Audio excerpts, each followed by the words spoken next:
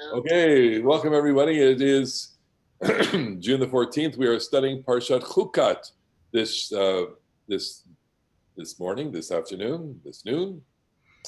Hukat is uh, I want to say in general terms, this is I think the transitional Parsha of Bamidbar. Bamidbar up until now it's been really quite difficult.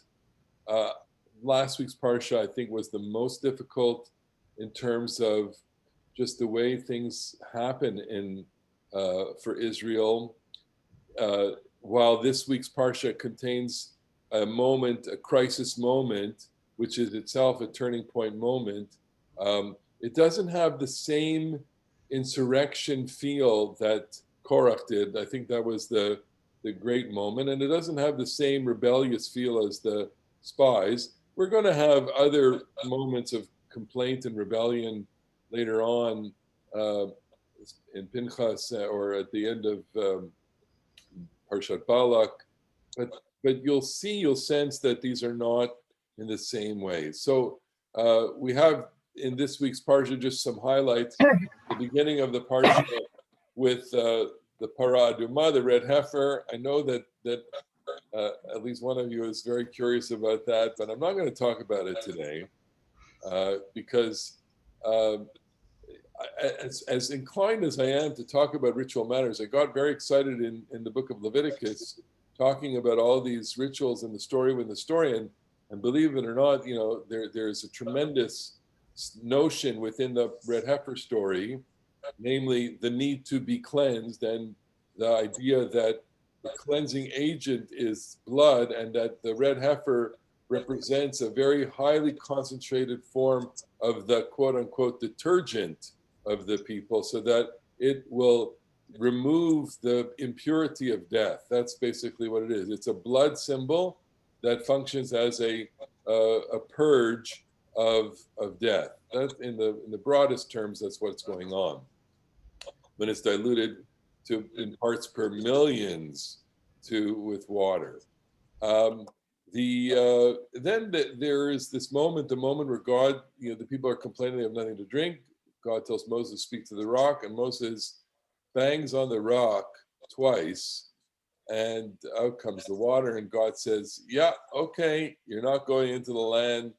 And that's a very painful story, complicated story, complicated in the sense that is Moses banned access from the land because of that or for other reasons? And I know many of my colleagues and many teachers of the Parsha make reference to this and use it as a very important story.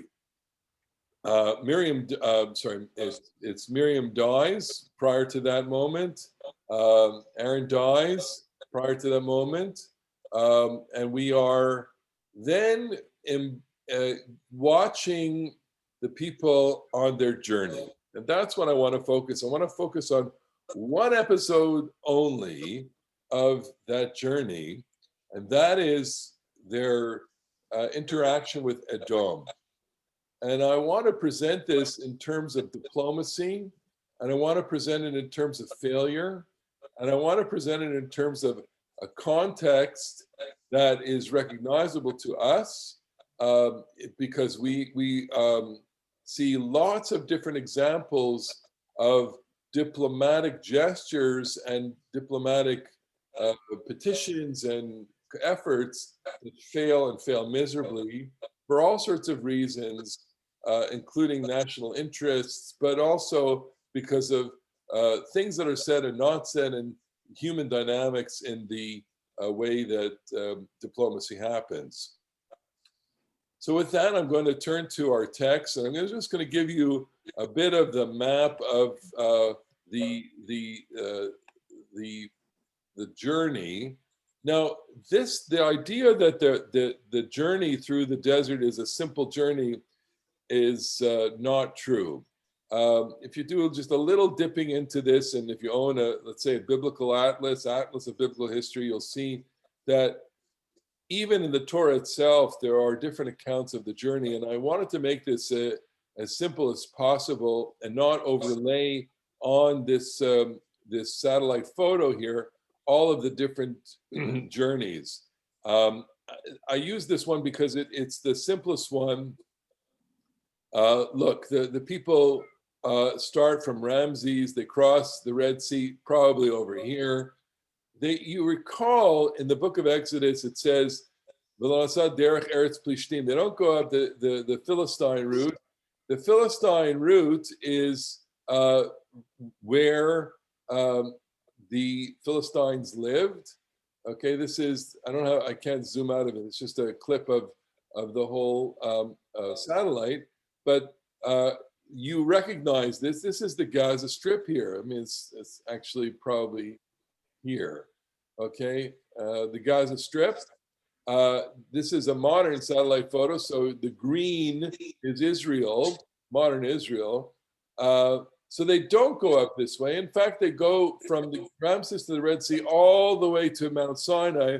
And the speculative place of Mount Sinai is in the Sinai Peninsula, probably around here.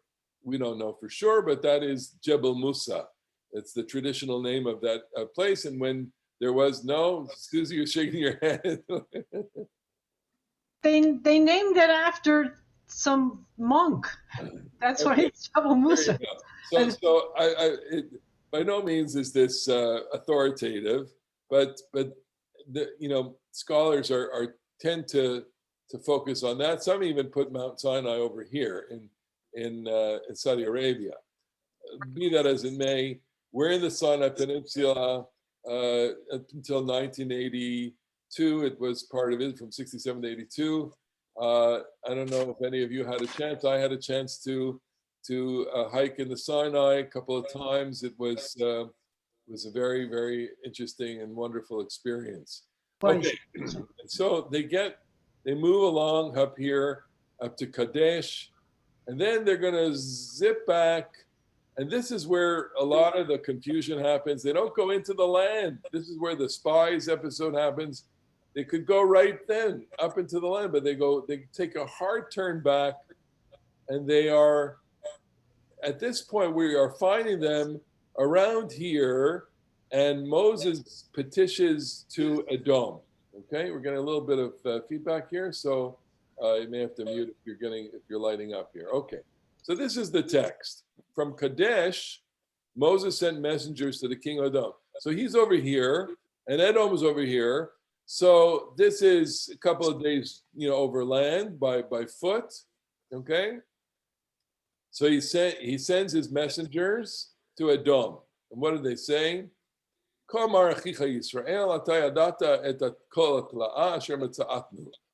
Thus says your brother Israel, you know all the hardships that have befallen us. Our ancestors went down to Egypt. We dwelt in Egypt many days, a long time. And the Egyptians dealt harshly with us and our ancestors. We cried to God, and he heard our plea. And he sent an angel, a messenger, who freed us from Egypt. And now we are in Kadesh at the border of our country. And what's so fascinating, and I wanted to take this into this direction in another kind of lesson plan, but I decided against it. You might be, this language here might echo in your ears. Very simply, it's the Haggadah. It's a form of the Haggadah. It's not the Haggadah. The Haggadah comes from Deuteronomy, Kitavo, Parsha Kitavo, end of Deuteronomy, chapter 26 in Deuteronomy, where it's Arami Avi. My father was wandering Aramean. We went down to Egypt. We cried out to God, and we had to we cried out to God, and God revealed his outstretched arm to us, etc., etc. This is not exactly that. This is a brief, but it eliminates things that are elaborate upon in the Deuteronomy episode, and a comparison of these two texts is really quite useful in terms of what's the story we tell ourselves and what's the story we tell others. But that's not the direction I'm going into here. So what happens? Moses, in this position, he said, he went down, this is what our ancestors were, this is what we were. Okay, I'm going to mute you, so I'm sorry. And then it says, allow us, lo navor b'sadeh v'cherem. We won't pass through fields and vineyards. Lo nishtem me'be'er. We're not going to drink from your wells. Derech hamelech will go on the king's highway. Lo niteh yamin u'smol ad asher navor gulecha. We won't go to the right or left until we cross your territory. So I'm just going back here. So what they want to do, I guess, is they want to cut through they want to cut through Edom, and they want to cut, instead of going around Edom, for whatever reason they want to go this way. They don't want to get into the land this way because this is desert, more desert, and these obviously, I guess, are fortified areas. So they want to go on. They want to go into the land over here. And they'd like to cut their way through Edom. They'd like to shorten their journey. All right, so Edom, the messengers of Moses go to Edom and say, "Hey, we've been out for a while. Now we're coming back to the land. We are your brother. Let us through your land. We'll pay for anything we use. Basically, we're not going to go in Sadeh v'cherem. We're not going to go in the fields and in the vineyards." And I think that's that phrase is also very important, fields and vineyards. And so, and we'll stay on your path. We just want a visa, basically. We want permission. So what does Edom say? Edom answered him, Vayomer elav Edom, lo tavor bi. You shall not pass through us, literally me, pen bacheret, etze likratecha. Or else I'll go out against you with the sword. But they kind of appeal. B'nai Israel. The Israelites said to them, but we'll stay on the track.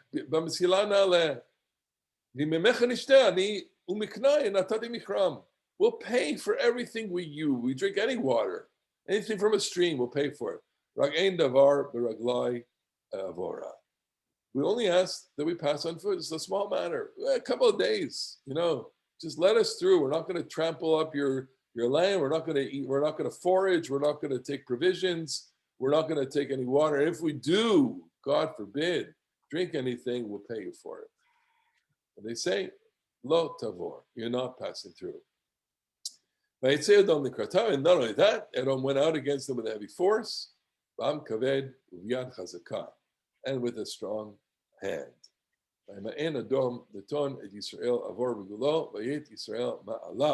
So Edom would not let Israel cross their territory, and Israel turned away from them. So it's hard to read this text without feeling that Edom is like an anti-Semite. They really hate Jews. And in fact, we're going to get another episode where they try and go through Sichon's territory, Moab's territory later on, and the Ogs, and they're turned away one after the other. Just again, so they make the appeal, and instead of going through like over here and around, they are rebuffed, and they have to go in no man's land all the way lower, and it's going to cost them some time and some suffering.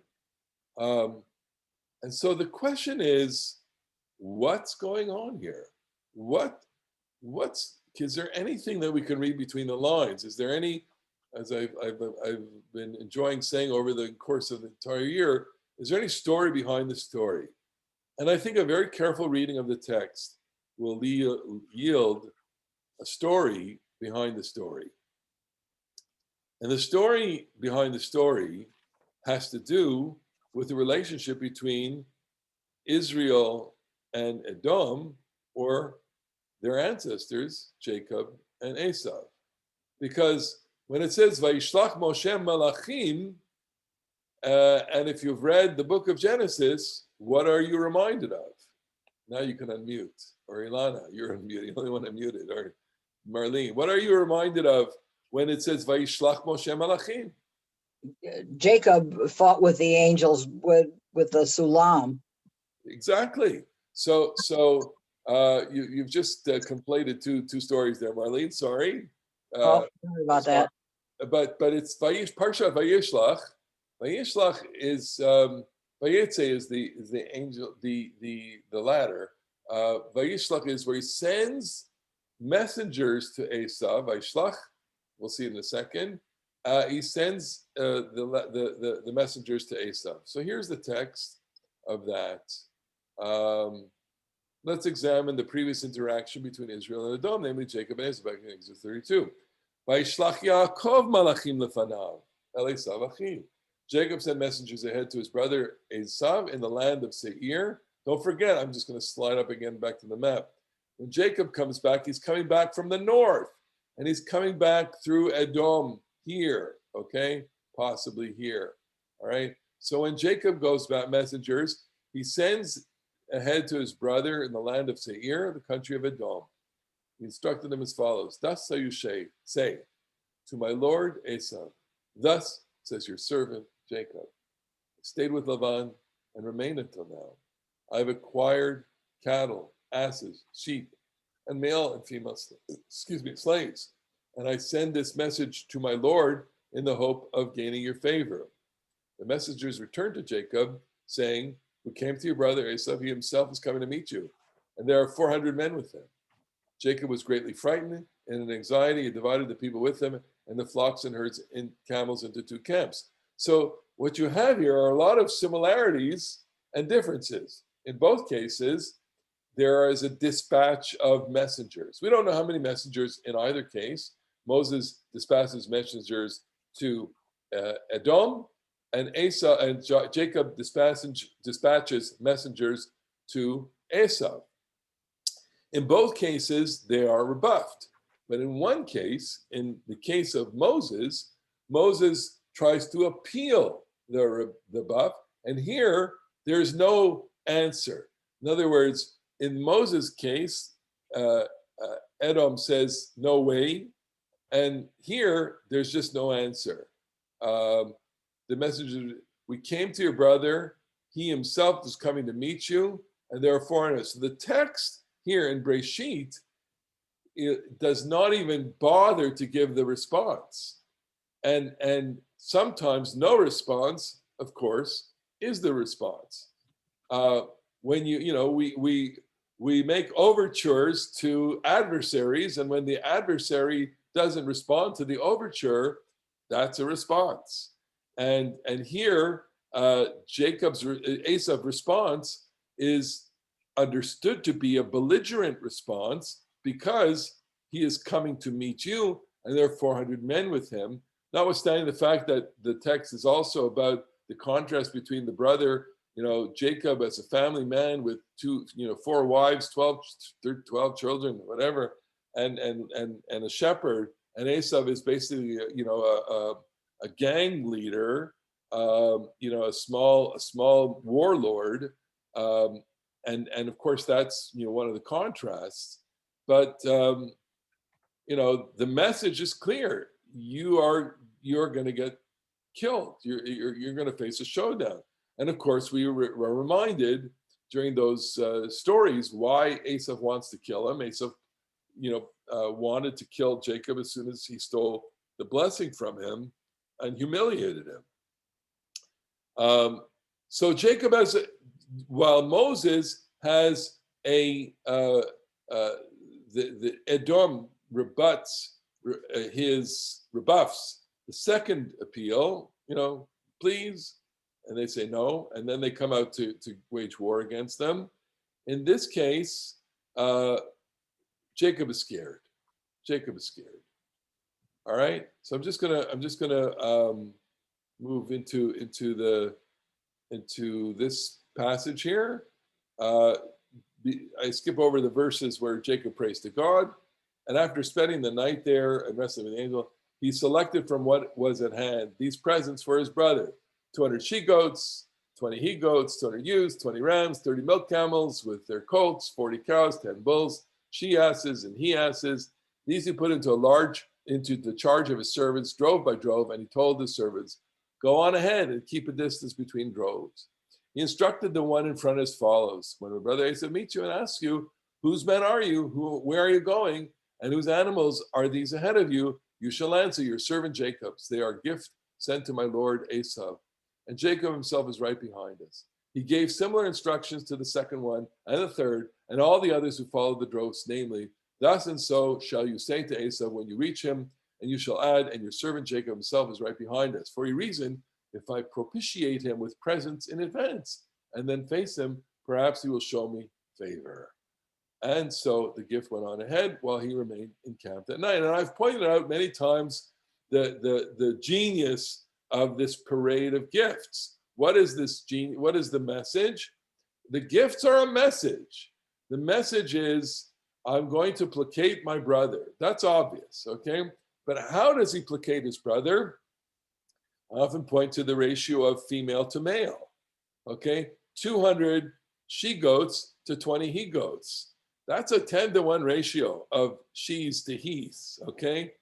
And if you don't get it, let me make it clear to you what you get it, right? Okay, it's like each one of us gets 10 female cohabitators, okay?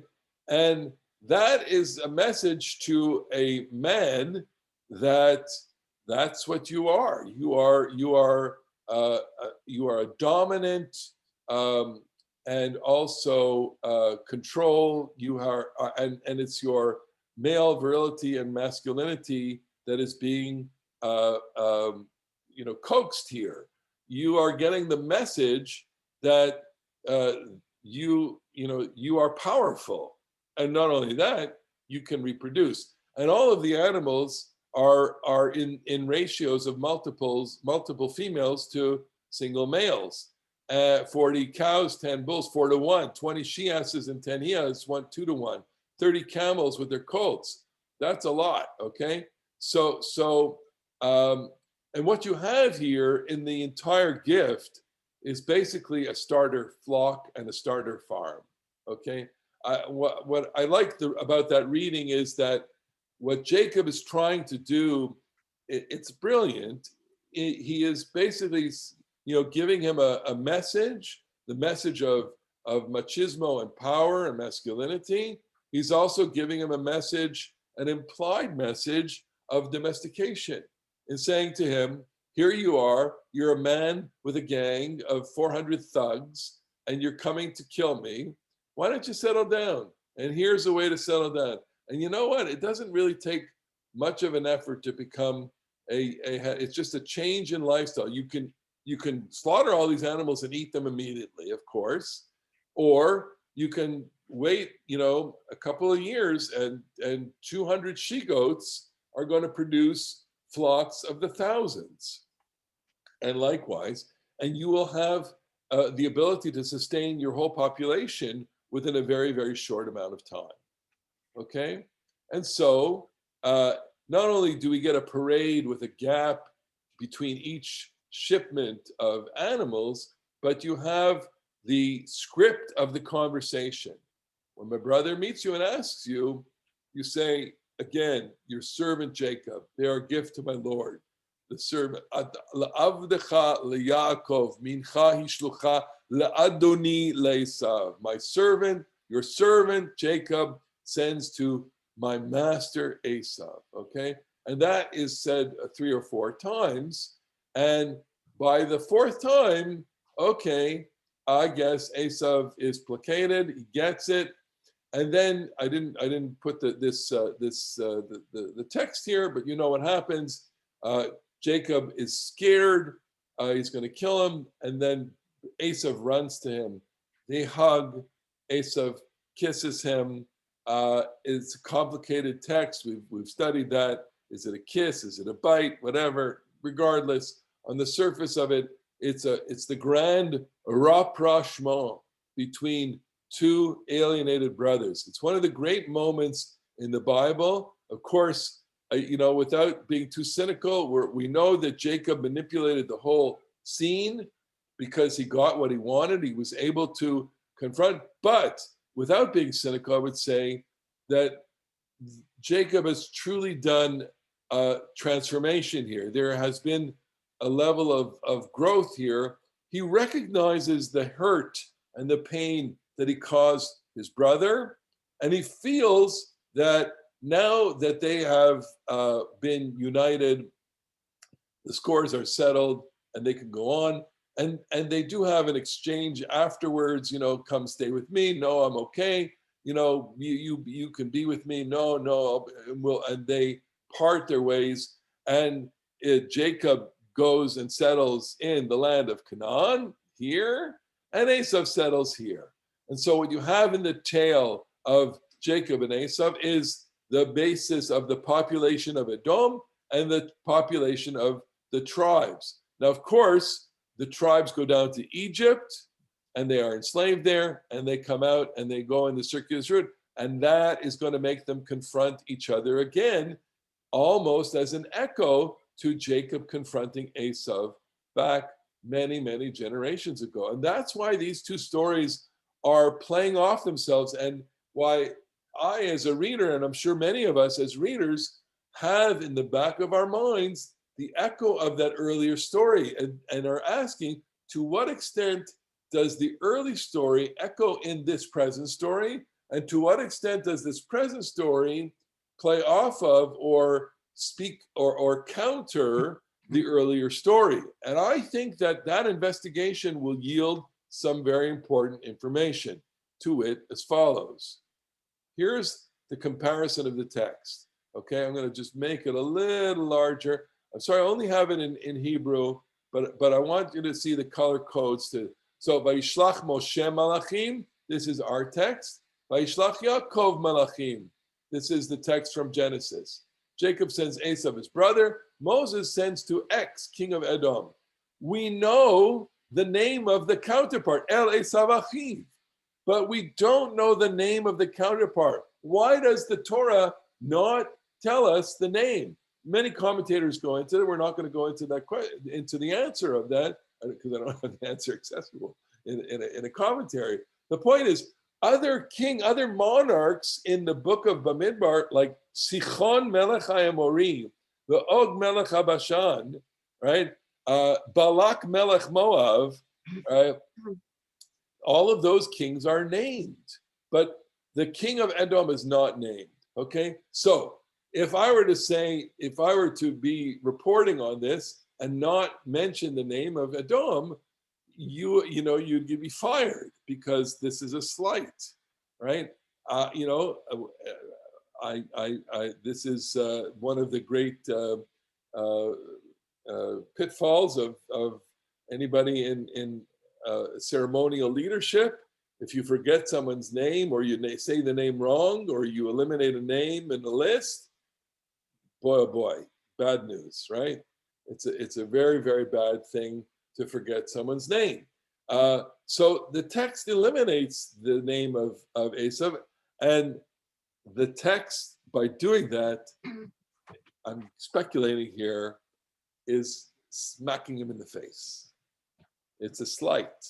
It's a snub, okay?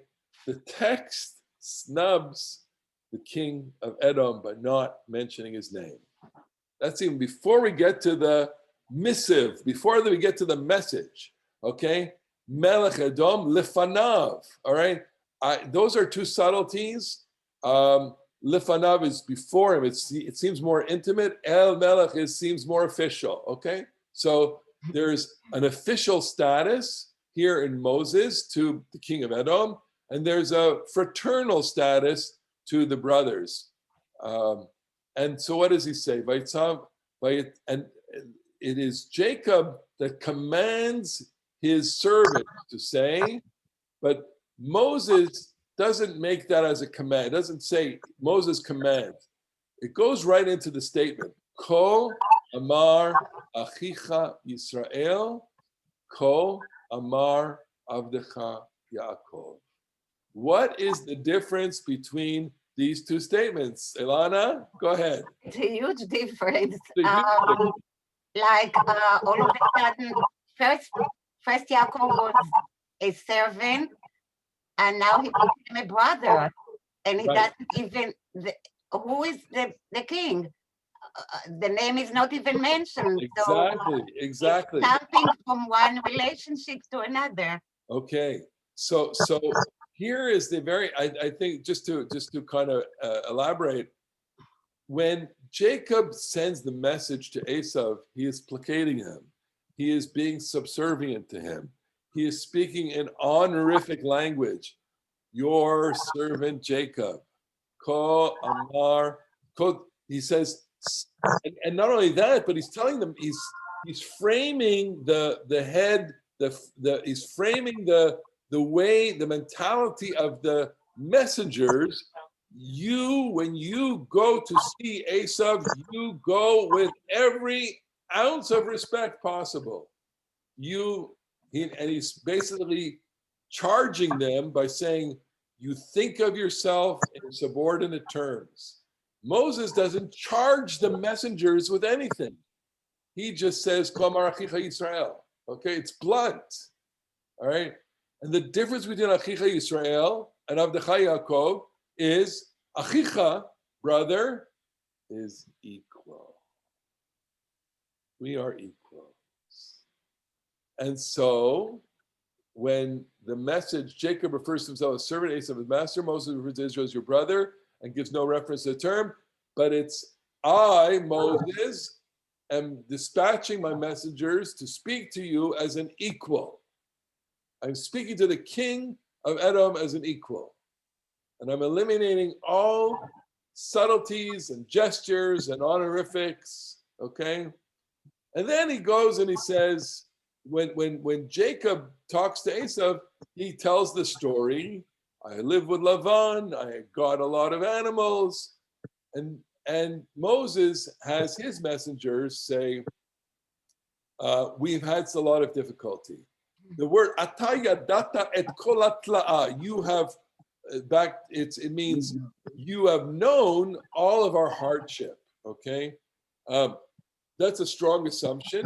Moses is assuming that Edom is up to date on the news, that they've been reading the newspaper, that they know that there's an exodus, that they know that there's been some slavery for hundreds of years, simply because they are assuming that as a cousin, that they would have heard, you hear about your cousin? They've been enslaved in Egypt for 400 years,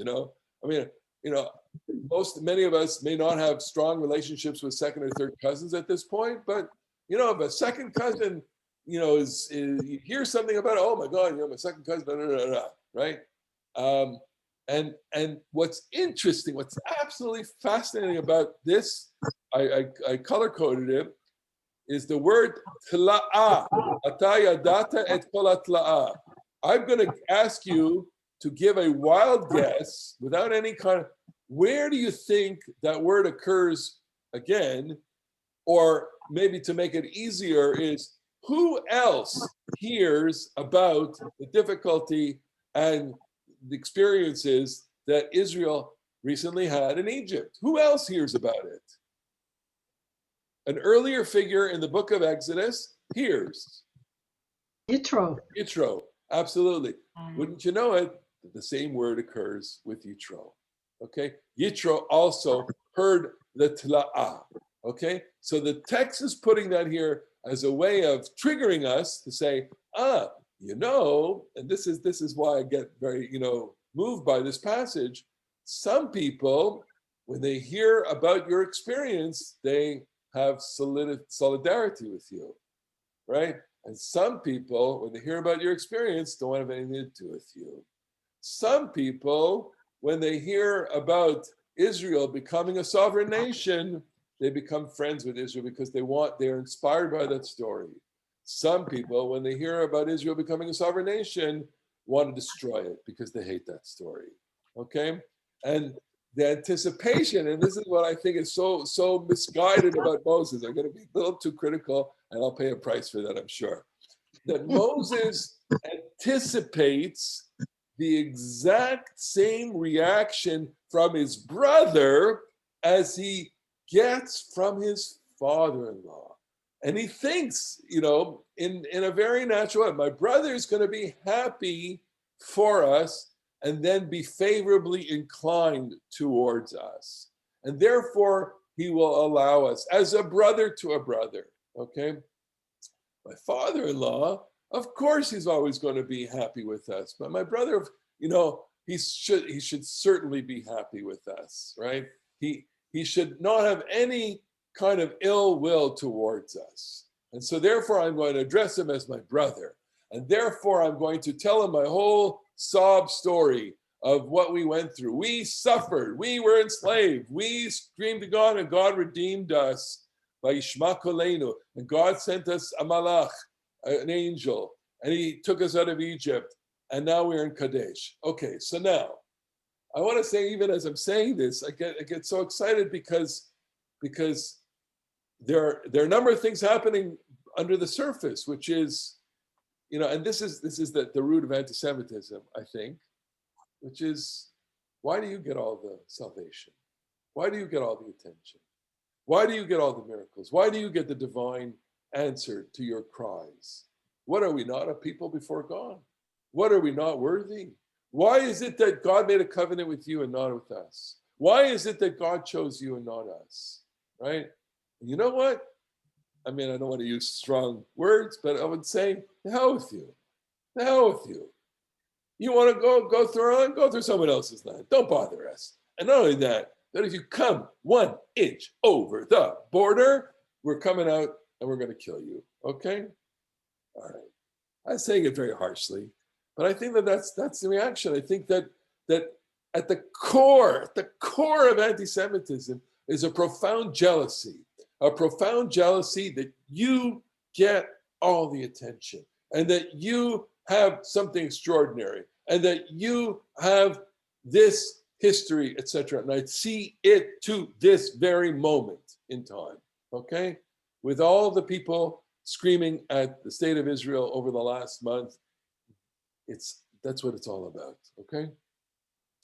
So what happens? He expects, Moses wants to engage Edom's sympathy. He wants to engage Edom as an equal. He wants to maintain the dignity of the people by not subordinating them in status. I think Moses has a political problem. His political problem is if I just bend over and bow down to Edom, I'm going to lose respect for my own people, right? So I have to find that tightrope so that I'm not looking like I'm begging. I have my honor, and I'm not saying something that's false. He's my brother, okay? He expects also a positive response like Yitro had. And what's the difference? Jacob sends a gift, and Moses sends no gift. So now I'm going to stop here and say, why did Moses fail? And I'll go to some examples in a second, but I think that so we obviously, I'm reading the story with a lot of criticism because it's almost as I want to say, Moses, you should have known better. You should have known by the story of Jacob that you want to get something, give a gift. You want to make him happy. You have nothing, okay? But you have a flock, you have something. Maybe, you could send, but get Bezalel, get your craftsmen. Yeah, you have some gold left over. You have some, you guys know how to weave a fabric. Make a fabric, make some gold, give them some animals. Send them, I don't know, a piece of art. Send them a scroll. Send them another. Send them something. Send them shalach manas. From the desert. There's something that they could have given him to placate him, and he doesn't. And so I think what happens here, and I'm going to state my case here, is that Edom responds not to the words, he responds to the absence of gestures. And because he responds to the word that he is not referred to as my Lord, and Moses does not refer to Israel as your servant. Okay, Edom wants the status quo ante. He wants the pre-Esau Yaakov encounter. He wants that same legitimacy and that same respect. Why? The answer, I believe, is because the slight that Jacob gave to Esau, even though there was a rapprochement, they learned later that it still wasn't enough, right? And many of you who have lived life long enough to know that when you make up with people you've had difficulty with, oftentimes, not always, but oftentimes, there's just a little residue that remains. There's just a little bit of that ugliness that you just can't purge, no matter how much you try. It's there. That feeling of anger is not there. It's part of the DNA of the people. They live with the story before the rapprochement that their ancestor was humiliated by our ancestor.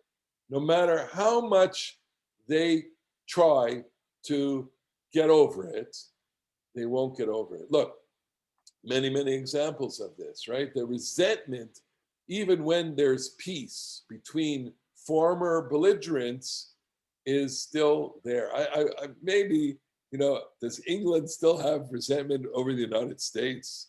There's still, yeah, I bet you in corners of the English population or the academics or the historians or whatever, there may be just a kind of vestige of this kind of resentment. Certainly, English, condescension to Americans is a manifestation of their lingering resentment of the American victory in the War of Independence. But that would be a subject in itself. Okay, so I think the absence of gesture, the absence of gift, the absence of diplomatic language is what sets Moshe up for a failure. And that failure will cost them more misery and more suffering. And I don't think he learns from it, because I think Moshe is proud. Moshe, despite being humble, is also a leader of his people. He can't humiliate his people. And Moshe expects that this people, Edom, will have gotten over their past, and they have not. And that is, I think, a truth of anti-Semites. They have not either. Okay, so I'm not going to read too much of the paradigm of anti-Semitism, although I've done enough as well. Okay, so now I want to show you examples of this. This, I think, is the most beautiful example. This is Golda Meir and Anwar Sadat. When asked many years ago, when do I think peace will come to this region, to our country, and our neighboring countries, I said, the date I do not know.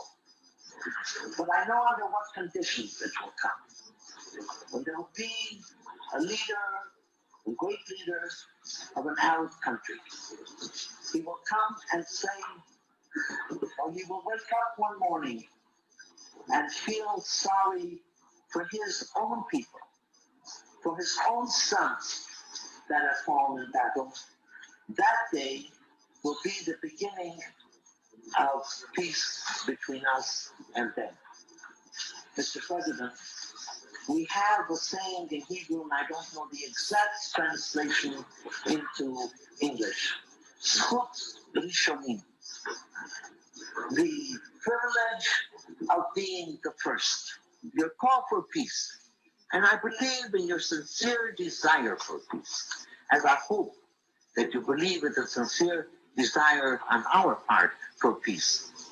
Then let us go on. We will not agree this morning. If you will agree, fine. I don't believe you will agree this morning.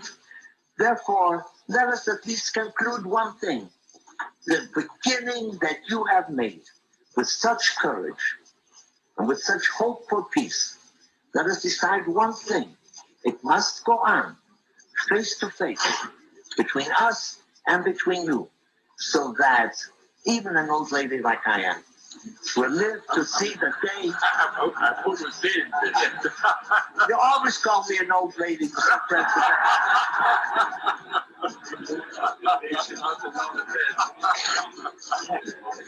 We will live to see the day. Whoever signs on the part of Israel, I want to live to see that day of peace between you and us of peace between all our neighbors and us. And Mr. President, as a grandmother to a grandfather, may I give you a little present for the new granddaughter. And thank you for your present that you have given me.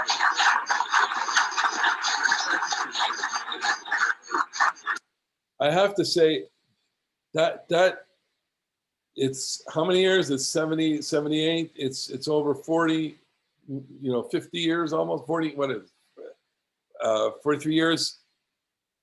That moment is emblematic of the whole process. Okay, and so just in watching that in light of this, first of all, there's nothing that we could say that wasn't genuine about it.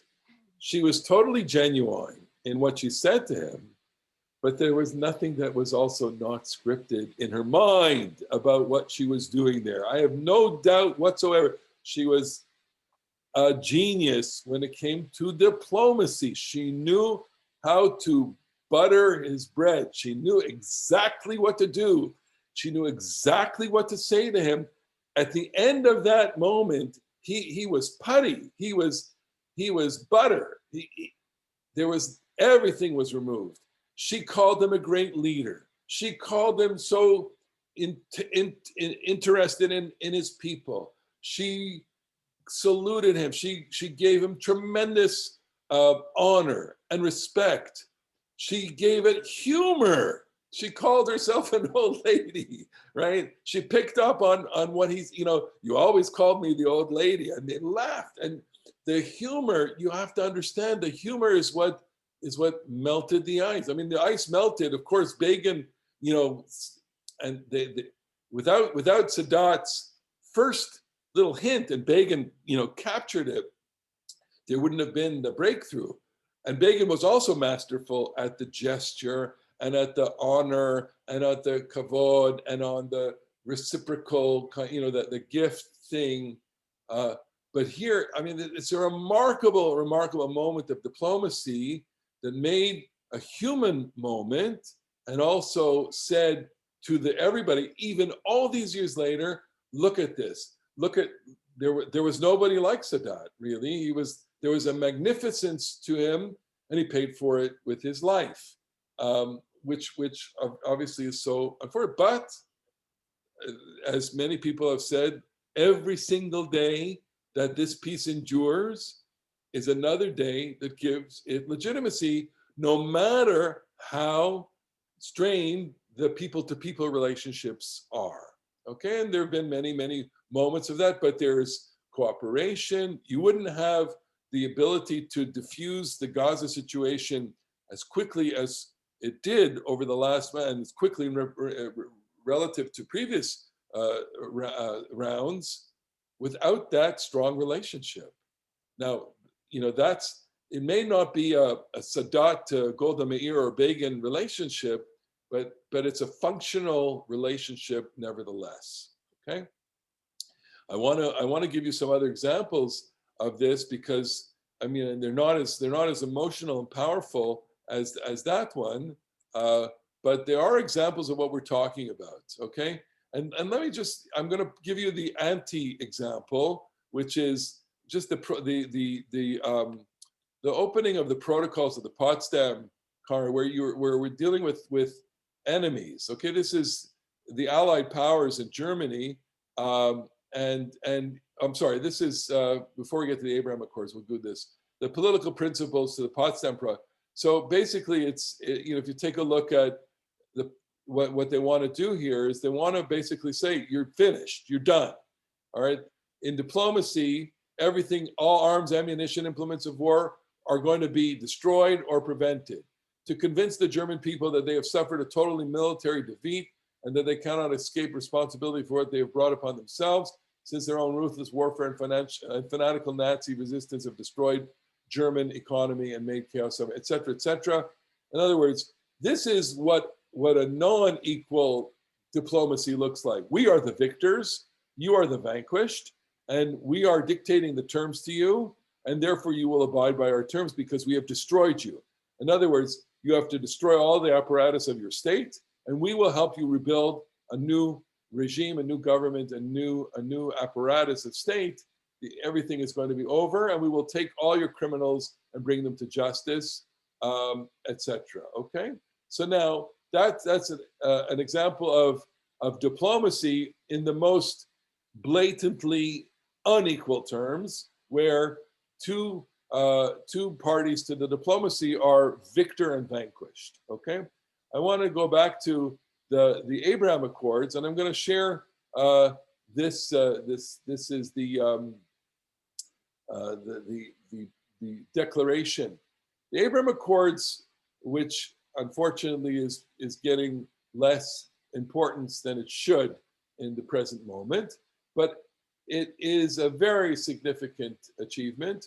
We, the undersigned, recognize the importance of maintaining and strengthening peace in the Middle East and around the world based on mutual understanding and coexistence and respect for all human dignity and freedom, including religious freedom and tolerance from every person, radicalization, etc., etc.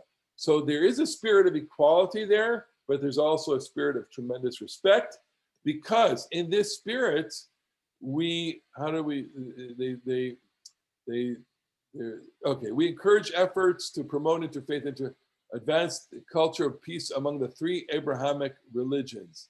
There was a line in here, I can't find it now. Why do they call it the Abraham Accords? They call it the Abraham Accords because we are the children of Abraham.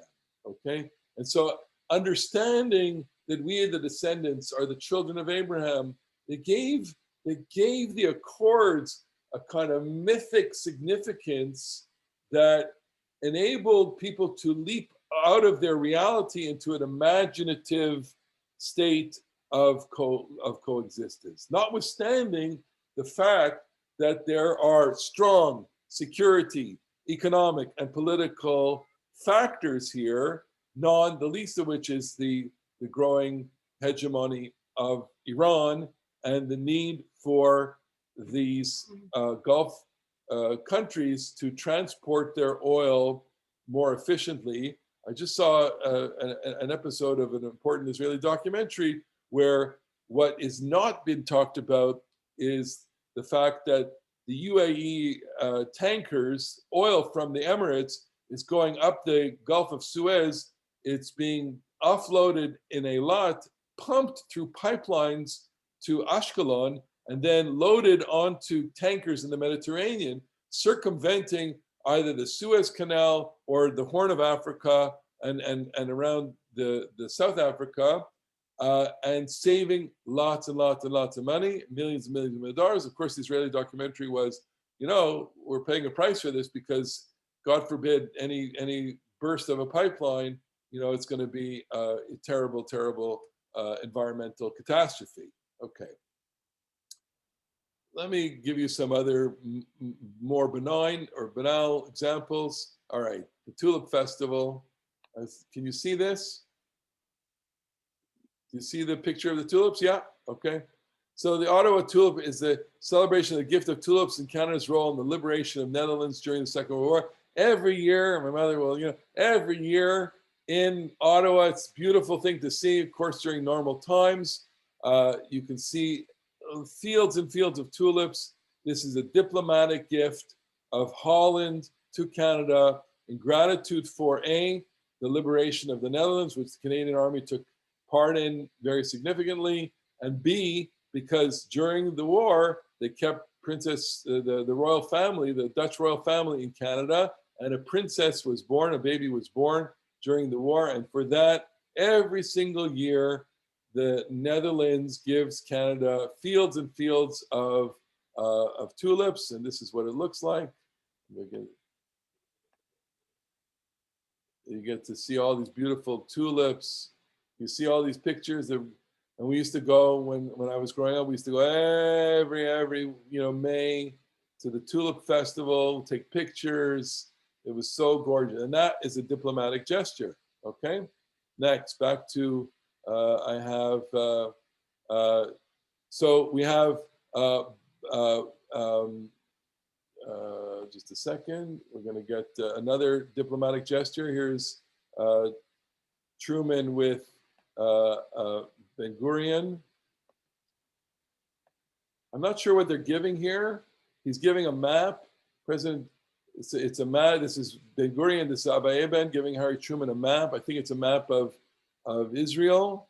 But there have been many other gifts. I think I should have looked this one up. They gave Truman a Torah also. The Torah came from the Jewish Theological Seminary of America. It was given by Louis Finkelstein to Israel to give to them because they wanted to figure out what would be the best Torah. And that Torah is on display at the Harry Truman Library in Missouri, okay? Here is another presidential gift. Okay, just a second. Gotta get the, let's talk about this. Just 1 second. Okay.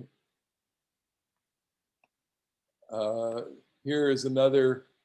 You're not going to like this. This is already historical, but I have to put it up here just for the sake of sharing diplomacy. Okay, so Trump and Netanyahu. All right, and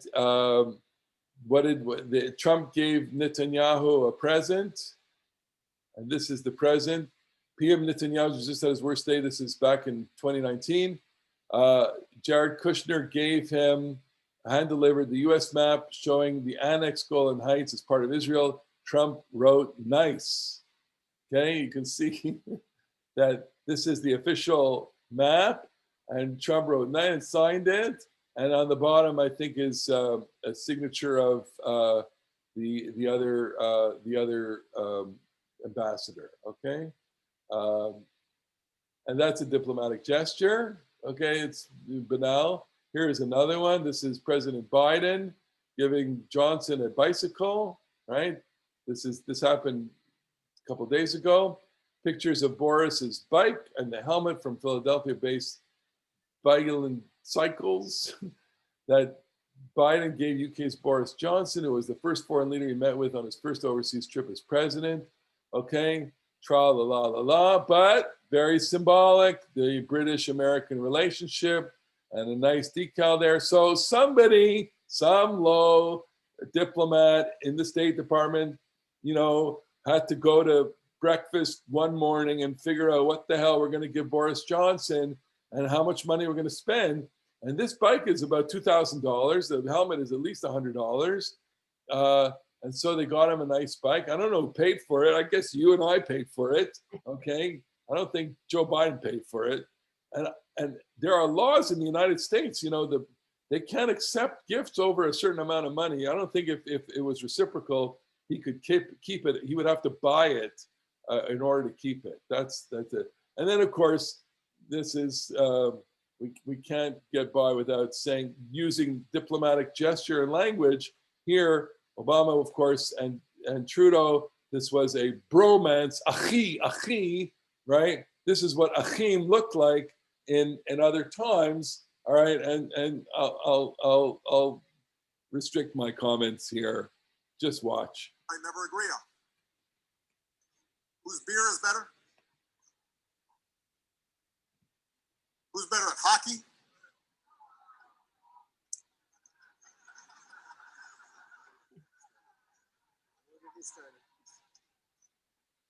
Where's the Stanley Cup right now? I'm sorry. Is it in my hometown with the Chicago Blackhawks?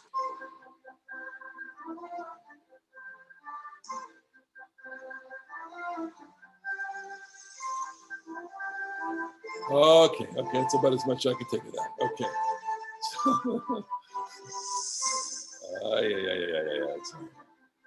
Okay. So the point is that the two had a really good relationship, and they gave a lot of gifts to each other, and they really had a shared vision and a shared mutual respect and understanding, a lot of humor and all that. And the press used the term bromance, and truly that's what it was.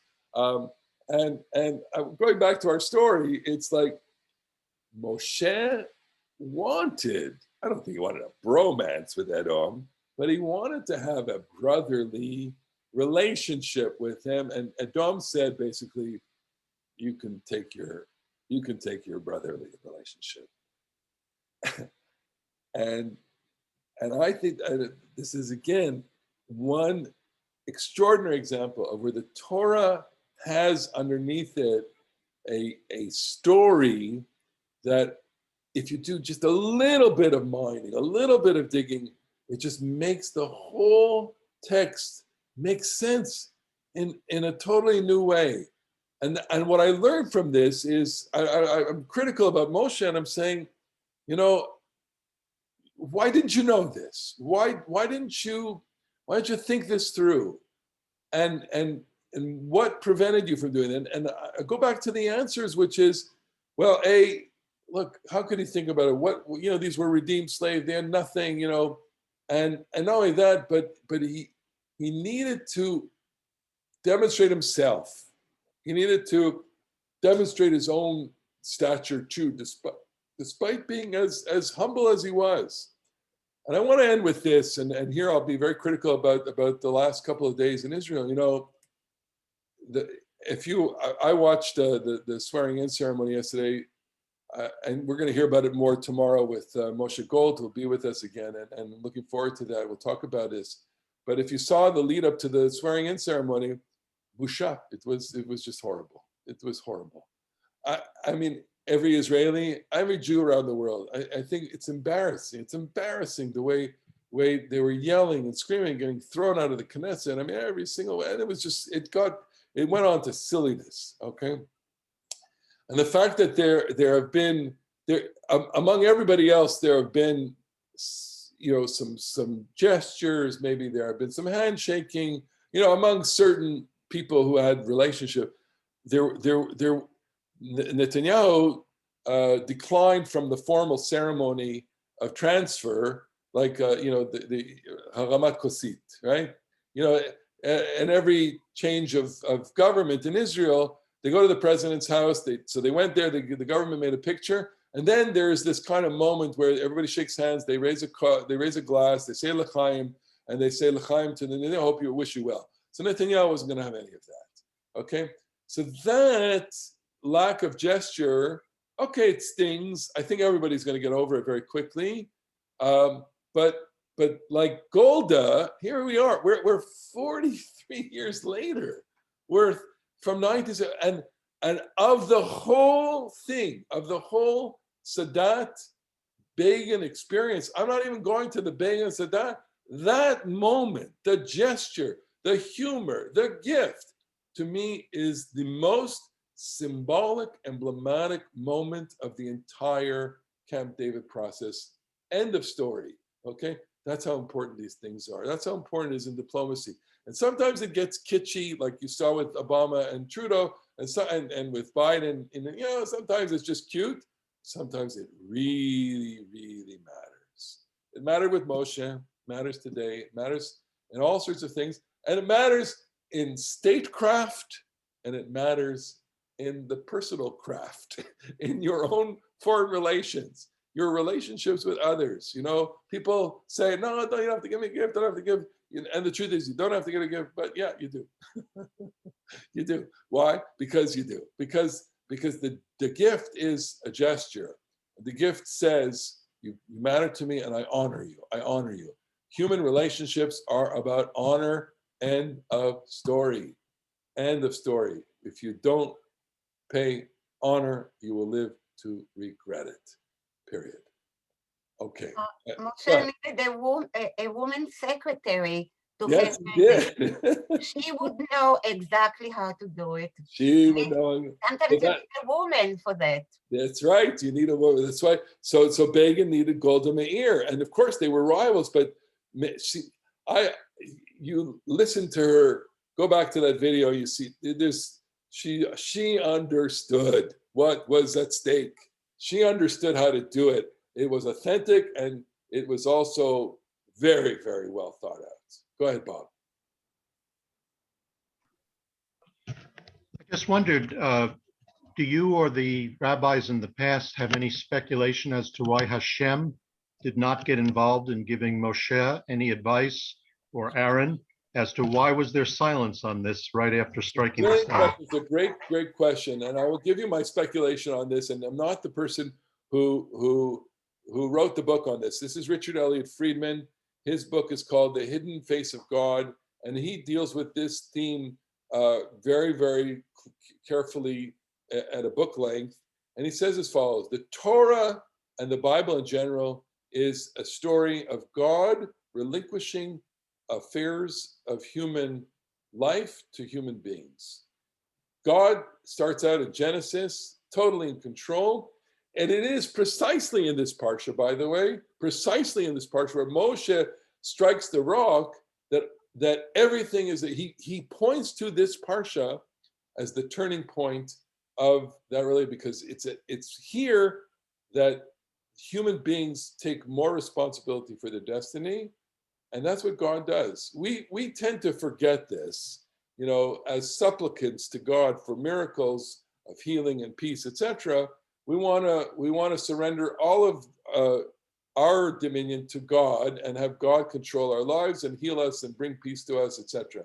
And that's our fervent wish, except for the fact that that's not what God does.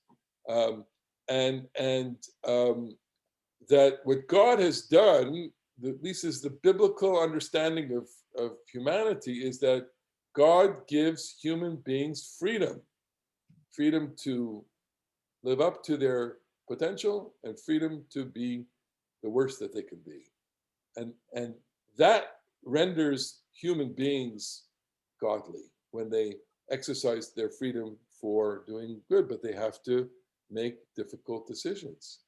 And when they make difficult decisions and it ends out right, it feels as if God's finger is there, God's hand is on it. That's the story of Esther. In the book of Esther, Esther is a perfect illustration of this politically. God is not even seen in the book of Esther, right? Mentioned not even once.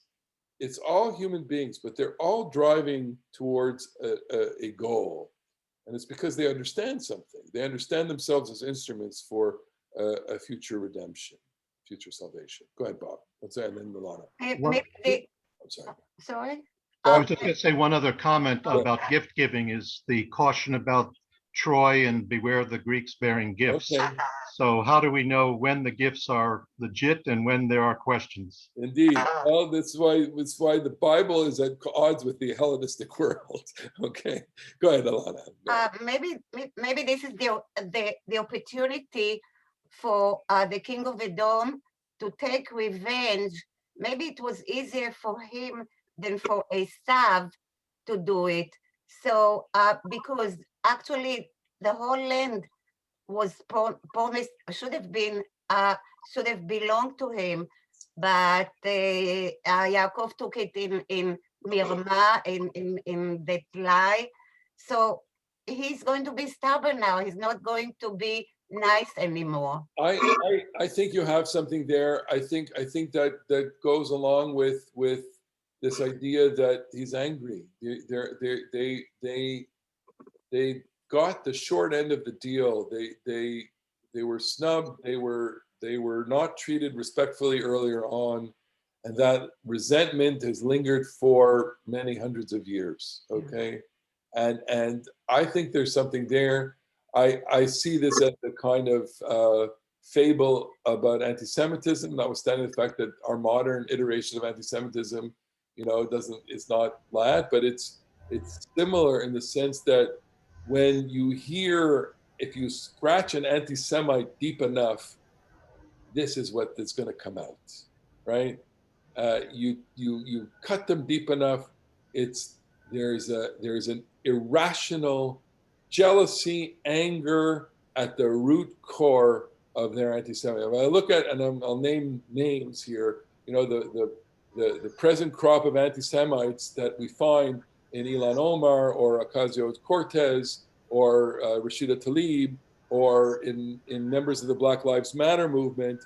If you cut deep enough, what you will find here is this irrational rage and anger and jealousy at the privilege of the Jewish people, that the whiteness of Jews, that ought to be absurd on its face, but it's understood by people who really believe it to be the truth. I mean, this is what we're living with right now, from in that anti-Semitic world. Of course, anti-Semitism comes in all different flavors now. Okay. Anybody else? Any comments? Any others? Yeah. Yeah, go ahead, Susie. So I could say more about Moshe. I think that he didn't really have a choice as to, I mean, here he's bringing a group of slaves, and it's not the same as with Yaakov, but I see foreshadowing in Melech Edom that it reminds me of, Ploni Almoni. His name is erased in Interesting. I like that. Ruth. So, he doesn't do the right thing, and we don't even know who he is. The other thing, do you know where the Netherlands got its tulips? No. From the Jews of Portugal. How do you like that? I learned that the last time I was in Portugal. How do you like that? That's a nice way to end. Yeah. Very good. Well, folks, we come to the end of our series. It's been such a great pleasure. I have learned so much in the preparation and discussions here. I really can't thank you enough. I'm so delighted. This has been a great, great tour. I wish we could go on, but I need some time. Why don't we? Why don't we do it? I gotta step aside. I gotta do other things during this time and get ready for Rosh Hashanah. Believe it or not, write my book. And, no summer school, huh? No summer school for us. No, that's right, summer school. So there. So we're gonna leave it at that, and who knows when we'll